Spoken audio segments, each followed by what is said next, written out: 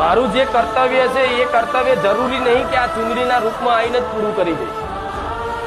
મારું જે કર્તવ્ય બને છે, મારી જે ફરજ બને છે એ જરૂરી નથી કે હું મારા દીકરાના સ્વરૂપમાં કે આ ચુંદડીના સ્વરૂપમાં આવી અને કર્તવ્ય નિભાવી દઈશ. ના, હું ગમે તે વ્યક્તિને નિમિત્ત બનાવીને હું મેલડી કરી આપીશ.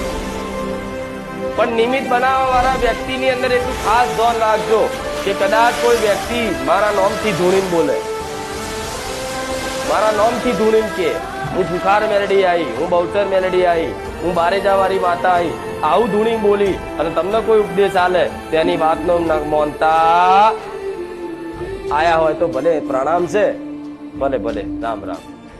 કોઈ વાત ન માનવું નહીં તો પાછો આનો દુરુપયોગ થાય. આવું નિમિત્ત બનાવવાનું કહું કુકાર મેલડી આવી, એ માતાજી તો પહોંચી નતા વળતા એટલે હું આવી જઈ. ના, તો તારી જરૂર ના પડે કુકાર મેલડી. હે, કુકાર મેલડી એટલી એવી સસ્તી ને નોની નહીં કે તારી જરૂર પડે.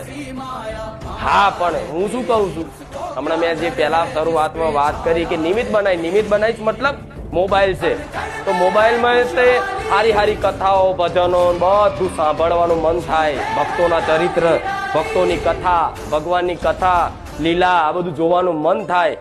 બરોબર. અને એ ગ્રહણ કરાવવું વસ્તુ, એ ગ્રહણ એ કોઈ પણ વસ્તુને નિમિત્ત બનાવી, કોઈ પણ વ્યક્તિ નિમિત્ત બનાવીને કરાવીશ, તમારથી થાય એટલું ગ્રહણ કરી લેજો. આજે ને 2 વર્ષ 5 વર્ષ પછી તમે મને ખબર તમને એવી પડશે કે રોમ મારી મેલડી શું હાલ્યું.